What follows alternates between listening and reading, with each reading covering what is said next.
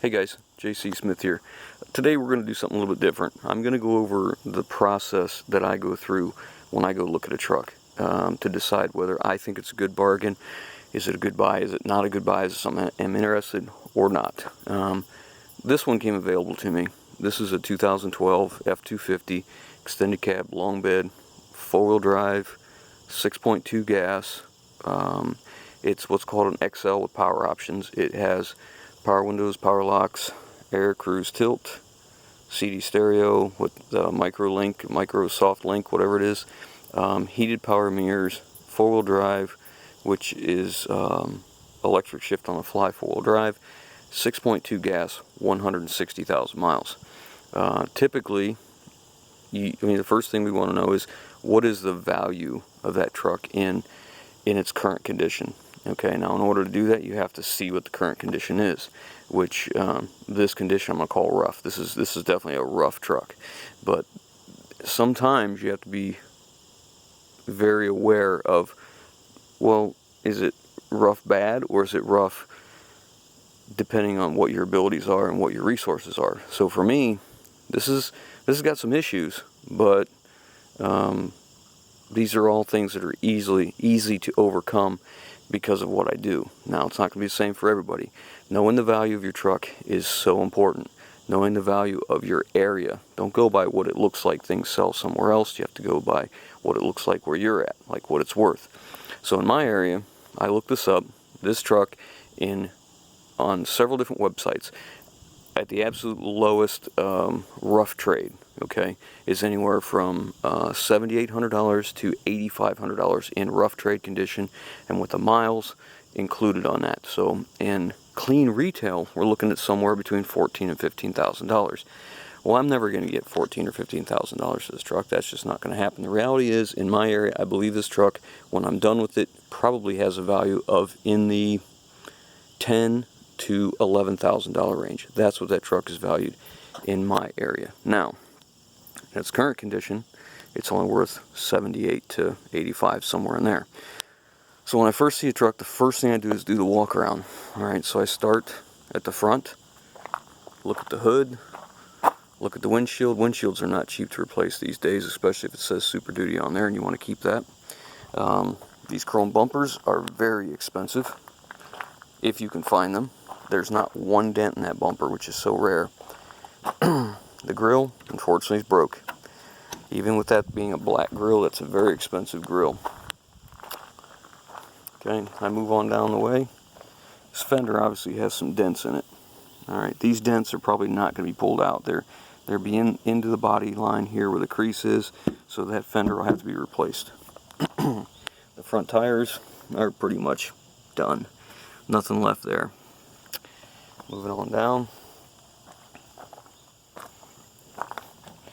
Mirror is broken right here.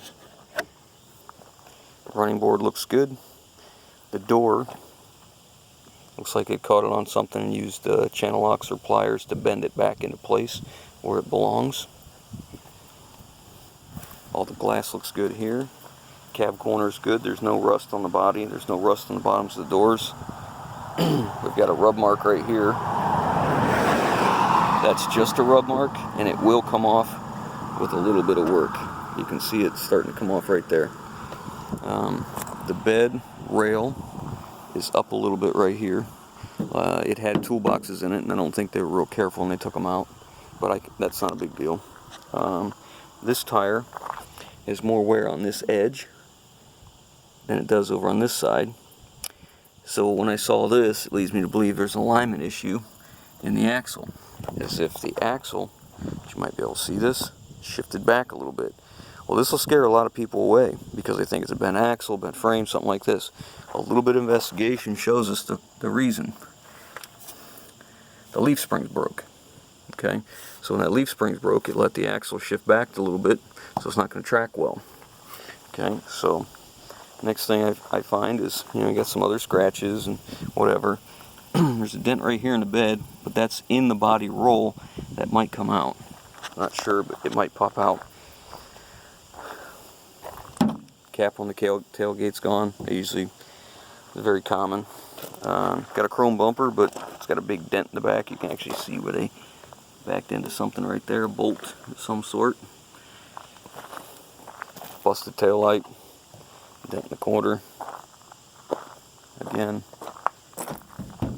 bed rail lifted up like when they took toolboxes out, because they had toolboxes across the front here and down the sides, which I have those same toolboxes I could put right back in it. Let's see, what else? Again, tire condition.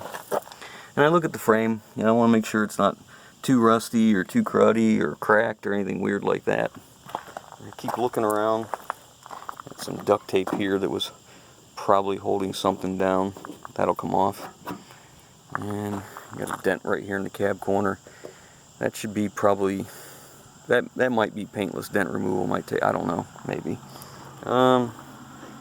Different running board on this side. Apparently the old one broke. They put this on. That's not a big deal. We'll remove that. And another broke mirror. I mean, really broke here. And again, tires are no good. All right. So the next thing I do after I've decided all this is I'm kind of keeping a running tally in my head of what I think my costs are right now. And again, this is different for a lot of guys. For me, this is especially different because, as you guys know, I have a lot of Ford trucks and they're white. So the next thing I do is get in the interior, and holy moly, I don't know if the sun's going to show this up or not, but this is probably one of the dirtiest interiors I've probably ever bought. It's a work truck used on a work site, and it's dirty. Good grief, it's dirty. Even the seats have dirt ground into them. Okay?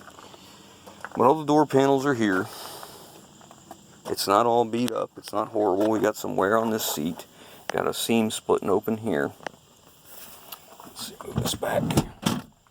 And we got some add-on two-way radio connections, aftermarket, this, that, and the other. We'll get rid of all that stuff. I take all the aftermarket garbage off these trucks because they just create more trouble. But you can see how dirty this is. All right. Let's see if I can get the steering wheel straightened back out. All right. Now, let's see where we're at here. It's got 160,000 miles on it. Driver's door. I'm trying to get you to the, I guess I'll have to shut the door. Gotta close them both. Alright. 160,000 miles. Okay. I drove it in 200 miles.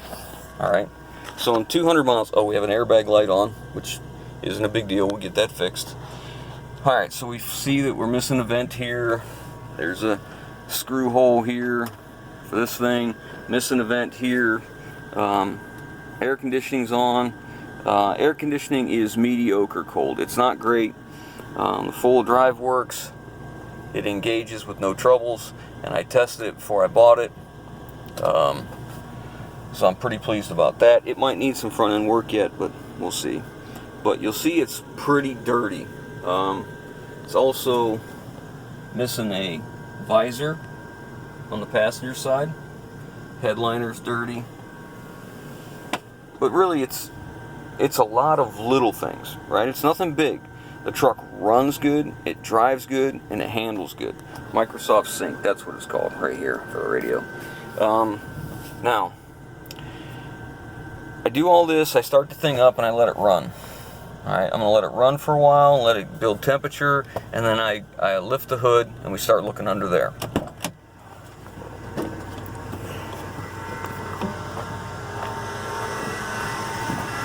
So you already hear a bearing noise.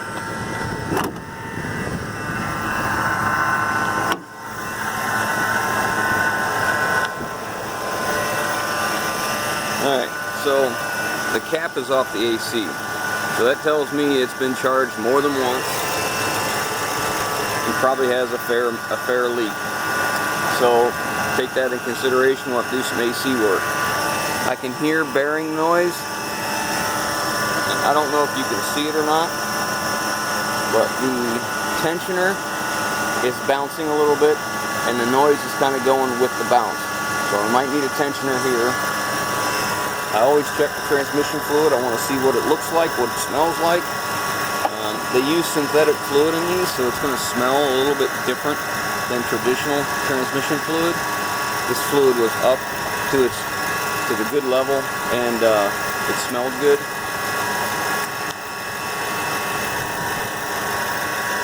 I check the oil.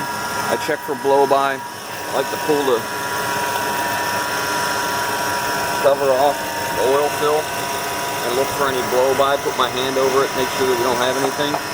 If it has blow-by, obviously the engine, that blow-by would mean we have air coming out of there, meaning that compression is getting past the cylinder, the piston rings, into the lower end of the engine in the oil, around the oil pan and the internals. So what happens is it has to have a place to go, so it actually comes up through and it's looking for a place to blow out. So it's basically compression that gets past the pistons and rings. I noticed here, laying here, was a T. They have the washer bypassed. I mean, something simple, but even so, things you want to look at. I look at coolant level. The coolant level is up on this, and it's the correct coolant. It's the Motorcraft red fluid. This is 6.2. These are very good motors. I really like these motors. I'll go so far as to check the air cleaner. I'll go ahead and pop it off, pull it out, and take a look at it. These things do pretty well.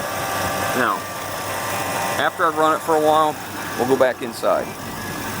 Typically a half an hour. And if I can, that's when we get in it and we run down the road. And we want to drive. We want to make sure we keep good look at the engine temperature, and this is transmission temperature. We're looking for any check engine lights or, you know, airbag lights, ABS lights, anything like that. All right. Apparently, the AC is now not kicking on because I was watching the compressor while it was running, and it didn't kick on. So whatever charge was in it is apparently gone. Look at these. These are usually broke, you know. So now we have an overall pretty good assessment. I like to take them for a drive. Oh, yeah, we're missing a piece of trim right here on the pillar, which not a big deal there, but you take all these things into consideration, right? Now, the cleaning of the interior, obviously you guys know that's no big deal. My wife will get this cleaned like you won't believe. Now, the condition this one's in, we won't do this in the truck. We'll pull all the seats out. We'll pull all the trim loose, and I'll pressure wash this mat before she scrubs it, because this will take forever. Because all this dirt that's ground into this vinyl mat, you'll get it off, and she'll get clean water, it'll start to look good. As soon as it dries, it looks dirty again. So we'll go ahead and pull this whole entire mat out. We'll pull all these trim pieces out, she'll be able to soak them, it'll turn out pretty well. Now, let's get to the repairs. Now, if I was John Q. Public, average guy going to look at a truck, all right, the cost of repairs on this truck would make it nowhere near an option. It would make it to where I would walk away. Difference being, as you guys know, I have a lot of white Ford trucks around here. So what we have going for us in this truck is it's an excellent engine. I drove it before I bought it. It runs good, it drives good, the transmission shifts good. There's no issues with the drive line of it. Of course, I'm not talking about the leaf spring or the tires. I'm talking about the actual expensive part of the engine, transmission, and drive line. All those function as they should. So, let's get into the repairs. It's going to be hard for you guys to believe, but I'm going to be able to repair everything on this truck and not spend a dime. Because, as you guys know, I have white Ford trucks. I have one for parts that has that good fender. I have that door. I have 2 mirrors. I have a rear bumper. Of course, it's black, it's not chrome. I'm going to put a black bumper on the back. I have a whole nother interior. I have everything I would need for the AC, because the parts truck I have is still holding a charge. I think I have the extra running board for this side to replace that. I have another set of wheels and tires. Oh, I guess I didn't show you that. There's a little bit of rust started right there. We'll have to get that fixed. But the only thing I won't be able to fix 100% is going to be this bed. And actually, I have a brand new 2016 takeoff bed I could put on this truck. However, you know, you can't step over dollars to pick up nickels. And what I mean is, and most of you will understand this, you can't spend more money on something to get less out of it.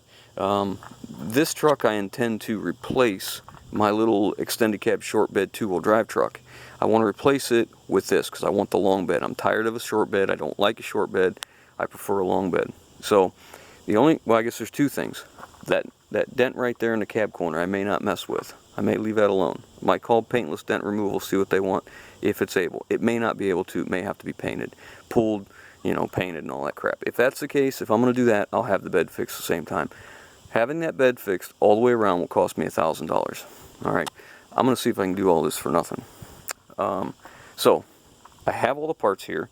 I have the leaf spring. I've got a bumper. I've got the wheels and tires. I've got the mirrors. I've got the door. I've got the fender. I have a grill. So to me, because I have the parts, this isn't junk. This is a gem. So all said and done, I will have, because based on what I assess the value at, if I would have had to go buy this stuff, I figured to bring this back up to a reasonable amount where the average value would be. And realistically too, also, remember that an all-white truck is worth less than a red truck, a blue truck, a silver truck. You know, an all-white truck has a lower value overall, just because they're so common in fleet trucks. So I take into consideration how much money do I really have to put out of pocket. Now, all the parts I do have are coming off a truck that I've already bought for something else, and I've assigned the value from that parts that I used already to other trucks. All right, and I'll do the same on this. So realistically, the parts truck that I have, that I'm going to be taking all this off of, I have no money in, because I've already assigned the value of what I've used off that truck to cover the cost. So I literally have no money in the parts. It's not like, hey, I bought a truck for, you know, $10,000 and I'm just taking it apart, using here and here, and not being honest. The parts I used off that truck, I assigned the value to a different truck, therefore that value went to that, and I have sold those trucks. So I have all my money back out of the parts truck. So that's how I do it. So if you guys want to watch the transformation to see what this turns into, leave a comment down below. If you're not interested, we'll leave it at this and we'll move on to something else. But that's where we're at. I thought I'd take a minute because I get a lot of guys that ask me, where do I get my trucks? How do I buy my trucks? What do I pay for my trucks? And that's a brief overview of the whole thing. And hopefully that helps somebody. The money to be made on this truck, if I were to sell it, which my intentions are to keep it for myself as a daily driver, my intentions are that if the day comes down the road that I want to sell it, I can own this truck for up to 4 years with depreciation and still get my money back. I can put 60,000 miles in this truck and own it for 4 years. And based on the current depreciation of a vehicle, I can get all my money back. So that's not a bad way to be, but you have to be willing to do this work. And as you guys know, I don't mind doing this stuff. So anyways, I'm going to leave you with that. If you guys got any comments, leave them down below. If you like what we're doing, give us a thumbs up. If you haven't already, hit that subscribe button, and we'll catch you on the next one.